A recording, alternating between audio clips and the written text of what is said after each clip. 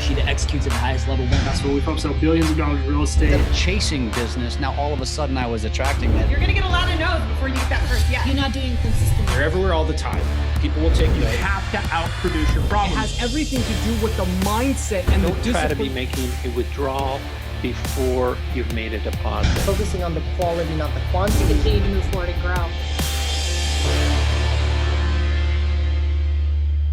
What is up, Every Agent Wins fam? Today we have another fantastic show for you. We have a superstar, top producing agent out of San Diego, California, Mr. Anthony Manzon. Anthony was Rookie of the Year at Keller Williams. He is 30 under 30 nominee, and we're going to be talking about chasing to referral-based business. Anthony used to be 10% referral. He has now then flipped the script on his business and is 90% referral based. So we're gonna be definitely talking about how to create your business into the referral form of business. We're gonna be talking about creating business, being more predictable, enjoyable, and consistent in your business. Also focusing on the quality of relationships, not the quantity.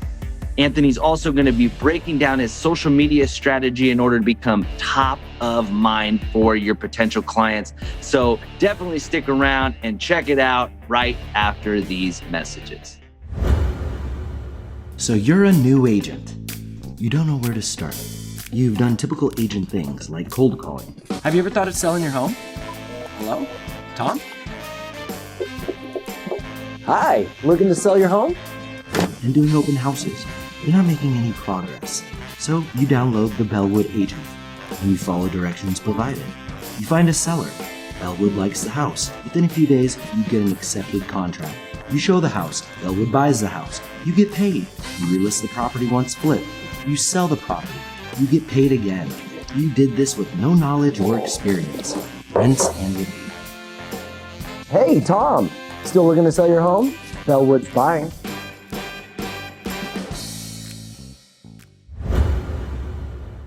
What's up? What's up? What's going on, everybody? How are you doing today? I have a rock star of an agent today in San Diego, Anthony Manzon. We're here at the Every Agent Wins show, where we're trying to just give knowledge and bring everyone together and create an opportunity for everyone to grow their business. So, Anthony, what's going on, my friend? Man, everything is amazing. Thanks, Ronnie, for reaching out. I'm excited to be here. Love the opportunity to share what I can. Oh, man. And you are just crushing it out in San Diego. Prices are good. How's the market out there, brother? Dude, it's crazy. In all my years, it's probably the craziest market I've ever been a part of in terms of competition, wars, and all that crazy stuff. So I'm sure it's like that for a lot of the country right now, too. Oh, man. Here in Sacramento, it's pretty crazy as well. So I can only imagine in San Diego where the weather is good every single day of the year, man. I love it there. Every day. It's so good. I always tell my wife, if we're moving somewhere, she's always like, oh, let's move out of state. And I'm like, we're paying sunshine tax here. It is amazing here in California. It's like, if we move anywhere, I'm moving to San Diego. That place is awesome. It really is. And I'm one of those people that grew up in San Diego, so I really took it for granted for sure. It wasn't until I started traveling a lot and realizing that everywhere I went, the weather was better back home. That's when I really started to appreciate like San Diego and its weather and everything. Always, man. So, all right. So you and I have talked a little bit off camera and I learned a little bit about you. I've been following you on social media. I love what you're doing, bro. You give back to the community. You're a family dude. And I really appreciate that. And you're crushing the real estate game, man. So that's why I asked you to come on here. So take me a little bit through your journey, how long you've been in the business, what you're doing right now, how things have changed, and what's going on in your life, man. Yeah, thanks. Yeah, for sure. So I guess I'll start out. I'm 31 years old now. I got started when I was 24. So I just hit my 7th year in the business. It's been an amazing 7 years.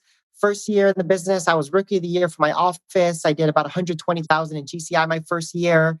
And leading up until last year, we as a team, we broke 1,100,000 in GCI as a team. So it's been a great run. Rookie of the Year. I think in 2017, I was also a 30 under 30 for the entire US, which was pretty cool. That was one of my big goals, where they select the top 30 realtors under the age of 30. I was nominated for that and won.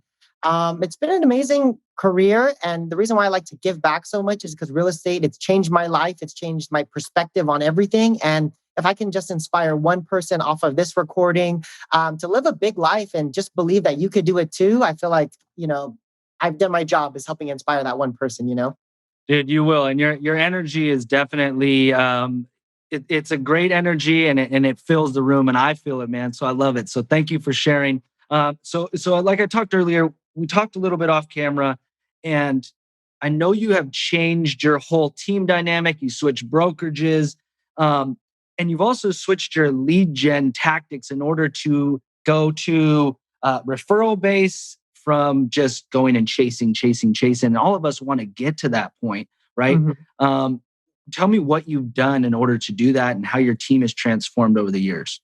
Yeah, great question. So, first thing I want to lead off with, if that's okay, is if you guys get value from this podcast, follow, like, subscribe.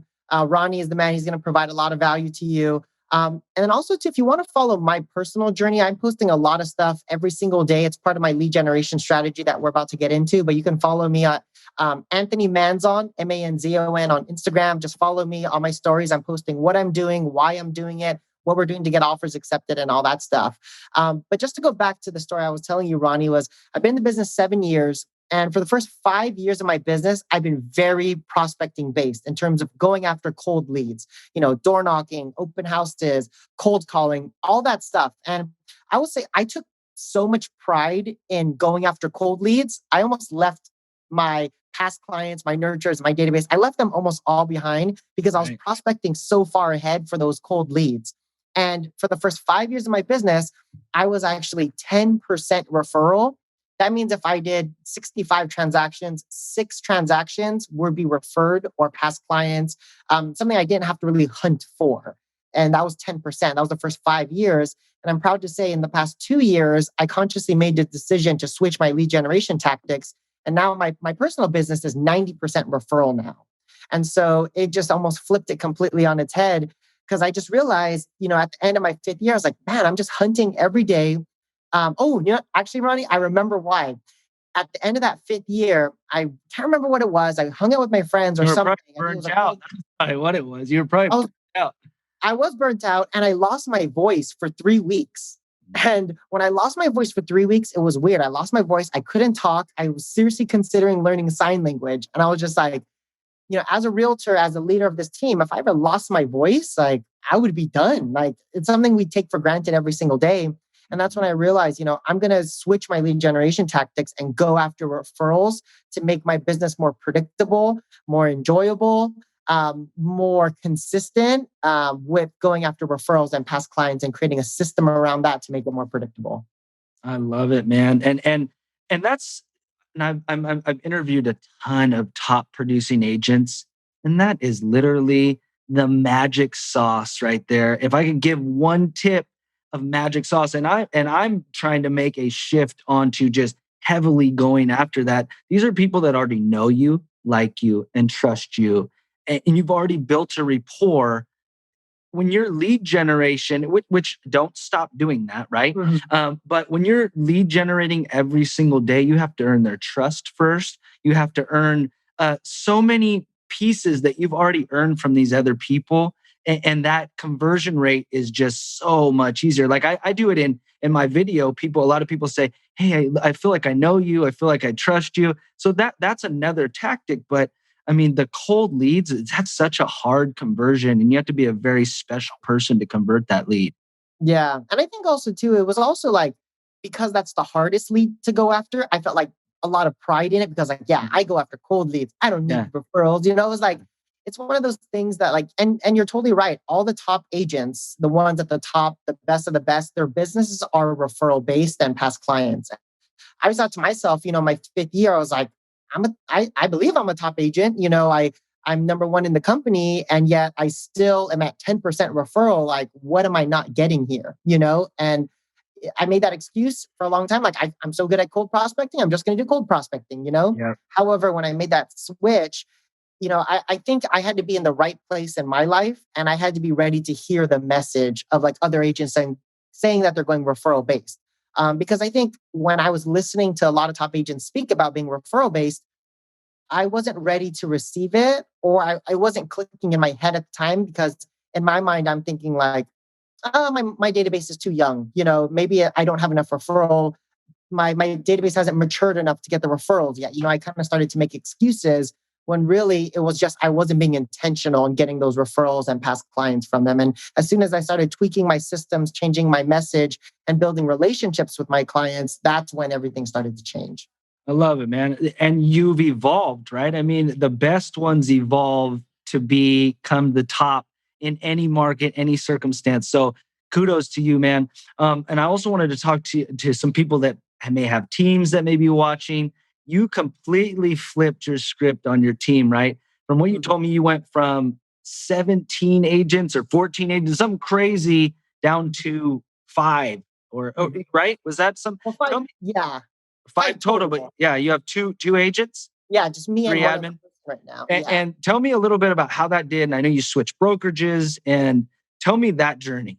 Yeah, great. So, I mean, I always built the team. My previous brokerage, I was with Keller Williams. Super shout out to KW. I love KW. They're like the foundation of everything that I am, my mindset, my thoughts, and all that. One thing about their team structure, which I built almost to a T, as best as I could, was they start with one agent, you get assistant number two, or you TC, then agent number two, then you get showing agent. So like there's a model and a structure to it, which is amazing, and it definitely works.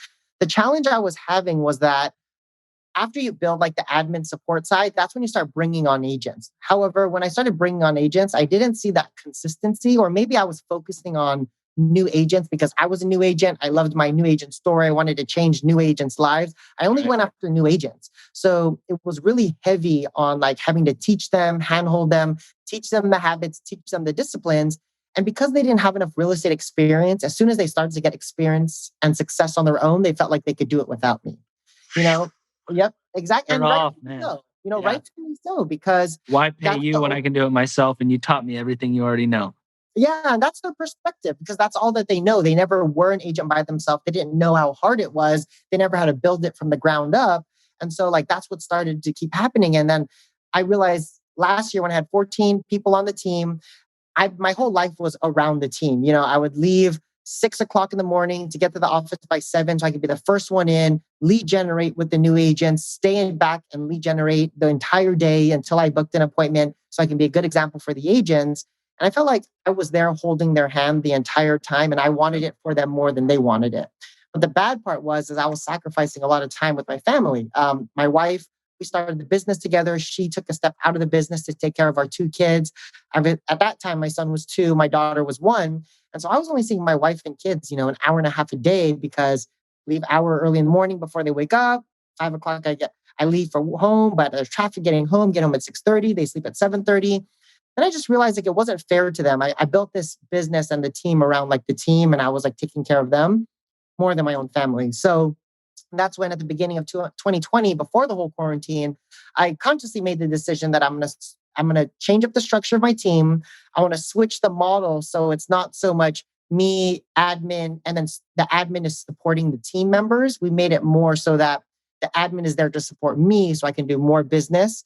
And the agent, I took one other agent with me, and she's doing amazing right now. But we want to focus on less agents, but higher producing agents, so that, we're not wasting resources on, let's say, 6 months with an agent who doesn't end up producing in the end. And it's kind of weird. This year, we haven't added new agents to the team. Agent is still with me. We're at the end of the year now. So, I mean, everything is working. We have a lot more gel and consistency now. And it's been great. I'm working from home, obviously. I'm very referral based. Even when our big years, I was 80% of the production anyways. And now I have less expenses. And so, yeah, I mean, things are working out well for me. I'm happy. I would not go back. Wouldn't change anything about our journey so far. I love it, man. So you're going with the quality, not quantity tactic, which I really love. So give me, for some people that are watching right now or listening, what was your GCI when you had 14 agents? And what is your GCI when you have 2 agents? 2. Yeah. So basically, at our best year, we had, I don't want to say 14 agents. It was 17 total. I think it might have been like 5 admin and maybe like 9 or 10 agents along with me, all new ones. Still a big difference between 2, though. Yeah, for sure. And I think my agent that had the most experience with me was 2 years. Everyone else was less than that. So it was like really new team. And us together as a team, that's when we had our best year. We did 1,100,000 in GCI for about 84 transactions. Wow. And then this year, restructuring it with everything, there's two of us now. And we're on pace to do about 55 transactions. I think for GCI around 700-ish, 750 roughly, with the 55 transactions for just us two. But from like a net perspective, how much money I'm taking home now that my expenses are lower and the amount of time invested in the team versus getting to be with my family, it's definitely worth the trade-off. That's crazy, man. That's a big jump because you're not hand holding 8 or 10 other people. You have one other person that's a road dog with you, and you guys are just going out and crushing it. And you guys can do what you do best, man. That's Yeah. amazing. Yeah. And I get to also just invest in her so much more now. I get to focus on her growth rather than spreading myself so thin. Like it's funny, like it clicked in my mind when you said focusing on the quality, not the quantity. Not only did I do that with my team members as agents, I did that with like my prospecting with my clients and past clients as well. Same thing, you focus on the quality of the relationship rather than the quantity, which is like just quantity is going after cold leads, talking to as many people as you can. So I took that same mindset for prospecting and also the team environment as well. Right, dude. You're not drilling holes 3 feet deep. You're drilling 60 feet deep and getting the oil, and you are just crushing it, man. I love Yep. that. I Yeah. love it. So talk to me a little bit. You're very, very active on social media. You're crushing it. So I love that, man. Tell me about what your tactics are. And I know you're creating referrals through your social media. So tell me some of your tactics so I can steal them, please. Yeah. Yeah. So I think one of the big things I think that changed. So I will confidently say I've been intentional in social media for just 1 year. Like people have been watching me, I've been posting, but I wasn't really intentional until last year. And that's what really helped me build my business in terms of like referrals, past clients, and that kind of stuff. But I would say like the social media stuff I'm most present on is Instagram and Facebook. Like those are the two I focus on, but we are going to build out from there. And I think my mindset, I think as agents, you have to remember a lot of people think of social media and they think about it as creating new leads. Hey, Facebook ad, let's pay money and get new leads. Let's get new people into the database. Like it's always good to add more people in. However, if you're not nurturing the current relationships with your friends, family in there already, you're just adding more to-do list in your pile and you're going to forget about the people that you should be focusing on in the first place. So I use my social media to nurture my relationships and get referrals, not necessarily get new people into my social media. That is a byproduct of what I'm doing, but I think people lead with, I want to get new leads. I want new cold people. I want to bring them in. They lead with that. When really, I think you should use social media to nurture and mature your audience first. And then as a byproduct, new people will start to come in and reach out to you. So going back to like the tools and things that I'm using with social media, I've actually readjusted my CRM and my action plans to also work with my social media too. And so in Keller Williams, what I learned was the 36 touch or the 33 touch. And that's basically in order to stay top of mind in any prospect or top of mind with anybody, is they have to see your name or they have to interact or you have to pattern interact by being in front of them at least 36 times a year to stay top of mind. And if you don't stay in front of them 33 to 36 times a year, all of a sudden, new agents that enter their lives, they start to think about them and they start to overtake you. So you want to be in their front of them 36 times in order to stay at the top. If you drop down and another agent starts to do a 36 touch on them, then they start to be top of mind. It's similar to like if I ask you like name 3 sodas, what are you going to say? Right. Sprite, Coke, and Pepsi. Yeah, so that's like their 36 touch. They have you on the top of their head. They have a As million. soon as a million touch, exactly. They're killing it. Mountain Dew, Dr. Pepper don't get up there because they don't have that 36 touch. Same thing for agents. You got to be in front of them 36 times. So for me, social media was really the most scalable way to be in front of my clients, see my face, see my name, get private messages in a scalable way to be in front of them at all times. So that at that moment, when they have a friend or family looking to buy or sell, or they're looking to buy or sell, I'm the first one on the top of their mind and they automatically think about me. That's the mindset you have to be. Is like, I think a lot of agents make the mistake like, hey, I'm going to call them. I'm going to see if they have referrals. If they don't have a referral, then, that sucks. I wish I would have got a deal. Yeah. that's not it. You want to stay top of mind long enough for that one instance that they come across somebody and then you get the referral. Like that's where I think the switch needs to be. Um, So another, tell me a little but bit about the system. Do you have a certain system? Is there a certain, like, break that down?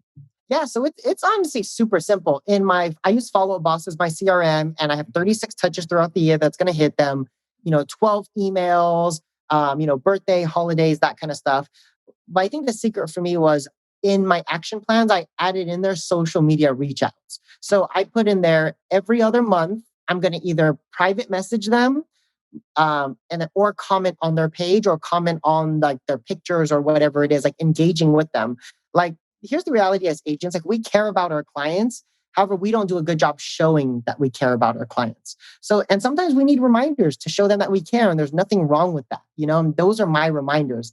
Let's say, for instance, I have you, Ronnie, in my CRM, and it sends me a reminder, send Ronnie private message.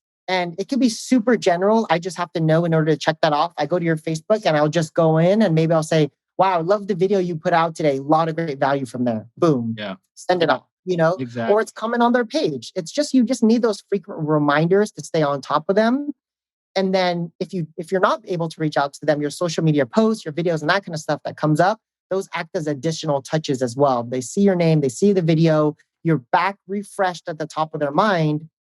It's similar to like, mailers and postcards or commercials. Like, what's the real value, or not even value? What's the real objective when you send out a postcard to a list of properties in a specific neighborhood? It's for them to see your name for that 1 second and then they throw it away. Right. And social media is the same way. They just need to see your name for that 1 second, and it was almost just as effective as your $300 mailer that you send out to an entire neighborhood. But not even only that, too, is you're commenting on their post. Maybe they're not somebody that sees your stuff regularly. You're commenting on their post. Now that algorithm's picking them up, and then now they're starting to see your stuff and engage in your stuff more. So you're re-inviting them back into your life. Yeah. Which is great. Yeah, that's almost even a byproduct. Like that's like the secondary byproduct. Like the first objective is make connection with them, let them see your name. Sometimes they don't even respond. You go, oh my gosh, beautiful family. They just like, and then they're gone. However, your objective, see your name for that 1 second. And you're totally right. The second objective, increase the algorithm, and it's totally doing that too. So that's like another bonus. I love it, man. Yeah. So like I said, I love the evolving. And another thing that we talked about that you have evolved and I've seen and I took notice when I was on your Facebook and on your social media is your virtual open houses, man. So those are a pretty big deal right now because there's a lot of counties around the world that can't have open houses or they're very restricted. Go into your process on how you do it and how you actually get somebody's information in order to get into that open house. Yeah, very cool. So, there's a lot of different ways. And I want to take a step back, if it's okay, to kind of explain the virtual open house like mindset, because I think as an agent, if you hear the idea, but you don't understand the reasoning behind it, you almost justify in your head why not to do it. Sure. And that's what I realize a lot with agents on the team is you have to explain why you do things the way you do it so that they can piece it together and understand why you did it. And so with virtual open houses, for me at least, I built my business in the beginning. I mentioned to you, Ronnie, my first year I got Rookie of the Year. And I did that by doing 5 open houses every single week. So consistently for my first year in the business, I was doing open houses 9 to 5 almost every day to like build out my pipeline. And when the whole quarantine happened, everything shut down. I thought to myself, what do I know like better than everyone? How can I take that mindset of open houses and bring it to the virtual world? And so that's when we started doing our virtual open houses. Now, when I found the virtual open house idea, it was pitched to me by my coach. And I thought, okay, he told me, yeah, a lot of agents are doing virtual open houses. They're standing in the house. They're doing selfie style, walking around and showing the house. And I thought to myself, that doesn't seem effective to me. Like no buyer is going to really be able to buy a house with your head taking up half the screen. It's wobbly, it's blurry. Yep. It's not even enough for someone to make a decision on whether they want the house or not. So I said, how do we change this up? So that's when I decided to use Zoom like we are now. Mm-hmm. We do a screen share and then you do a Matterport technology, which is the 3D tours. And me as the agent, I do the virtual tour with the Matterport and I basically walk around the house with them virtually from Zoom, explaining everything about the house, everything they need to know in order for them to make a decision without seeing it, like could I buy this house without seeing it based on this virtual open house? And you're Because dropping the beginning of stats and all that stuff too? yeah, everything. Yeah. I was doing all that. I mean, and the thing about the multiple listing service is like it's so limited on information. We as agents can't even give all the information we want unless we're there in person. However, the virtual open house was an opportunity for me to really sell the house with everything a buyer would want to know. Hey, just so you know, the original floor plan of this house used to have a wall here. The owner knocked down this wall and it's more open. The roof was just replaced. You can add so many more things. Like, when you open this back window and you open the front door, you have an amazing breeze that comes right through the house. Like things that buyers would want to know. And so we started doing the virtual open houses. And the cool thing that I started realizing was buyers in a very competitive market, which it probably is around the world right now, buyers more than ever, they want to contact the listing agent. They're dying for a way to get connected with the listing agent. However, what happened? Zillow, Trulia, Realtor.com, all of them became the middleman. They get in front of the buyer or the client and you become the middleman and sell you back the lead. Virtual open houses, if you do it the right way and you market it the right way, it gives the consumer the opportunity to find you again and get directly connected with you. And I think on my first virtual open house, I had 75 people on my virtual open house. I had 3 people without agents contact me saying, oh my gosh, I love the house. I want to buy it. And I want you to be my agent from it. And it was like, it's like no different than being at an open house, having somebody come in saying, wow, I love this house. I want you to represent me. Virtual open house, same thing. It's about how you present yourself, the value you give them a way to reach out to you directly so they don't have to go to Zillow, have them fill that thing out, have a different agent reach out. They just want an opportunity to talk to the agent. And when you market the virtual open house in the right way, you get the people to find you directly. And it was cool. We had 75 people, an agent, the buyer had me represent them. I disclosed all the offers. They were the highest and best. They had the best terms and everything. And we were able to double in that transaction, which was really cool. And so I think when you strategize virtual open houses, how do you disperse that information? How do you get them to find you? So on Zoom, all you have to do is you copy the link, which is like the private one. And that link is what you market everywhere. You market it on your Facebook. If you're doing door hanger drops, you put that link on the door hanger so that people are like, oh, this is the virtual open house link. This is where I'm going to go. You even can, in some areas, depending on your multiple listing service, you could take that same link, put it into the advertising remarks. So when buyers are reading it on Zillow and Trulia, they find the virtual open house link and now they're coming to you instead of clicking the interested in this property button. We've also done, what's that thing called? Like the neighborhood ones where like posting in like, let's say San Diego, I go into like a neighborhood community for San Diego and say, hey guys, house is for sale. If you want to see this virtual open house for a home in your neighborhood, this is the link for the invitation. And you just got to find ways to distribute that link so they can come to you directly. I love it, man. And how are you capturing all that information? How is that all filtering back into you? Yeah. So on Zoom, you can do a forced registration where in order they click the link and then they got to put their information in to get it. So same thing as a regular open house. And, I did get some pushback from agents before, like my client wants to watch the virtual open house. I don't feel like they should need to sign in and do that stuff. But, if you think about it, an open house is the exact same way. Like if you have a buyer's representation agreement with them, there's nothing to worry about. If they're going to have to sign into an open house anyways, like it's the same thing as a virtual open house. Just, have a good relationship. If you're doing a good job, they're not going to leave you. That's the bottom line is if you're doing a good job, they aren't leaving you. You're doing a great job. Exactly. Yeah. So, dude, I love it, man. You're doing some good stuff in the space. I love it a lot. Give me your information, your name, email, where they can find you on social media, maybe even a telephone number if you please. Because I know some agents on here are going to find a ton of value in this and either want to reach out to you or send you a referral, man, in San Diego. So yeah. Yeah, think about me, San Diego. When it comes to your referrals, I'd love to service them, help them out. My name is Anthony Manzon. Reach out to me on Instagram. It's just my name, Anthony Manzon, or you can find me on Facebook. Same thing, Anthony Manzon. My email is anthony@teammanzon.com. And you can reach me on my cell phone number, 619-306-1792. Like I said in the beginning, I'm here to help any way I can. Real estate changed my life. First job, I was a dance teacher before this, and my whole life has changed. My legacy has changed. The trajectory of like my offspring and everything has changed because of real estate. And so, it's kind of my mission to help people as well. If they're hungry for the opportunity and they're desperate for something to change their life, if I could be a part of that, that's like my mission. Thank you, my friend. I appreciate it. You are the man. I really appreciate your knowledge. You did not have to come on and share, and that shows a lot about you, man. Awesome. Thanks for having me, Ron. I appreciate everything that you do. Continue spreading that knowledge and changing people's lives, man. I appreciate you. Cheers, my friend. Adios. See you later. Bye bye.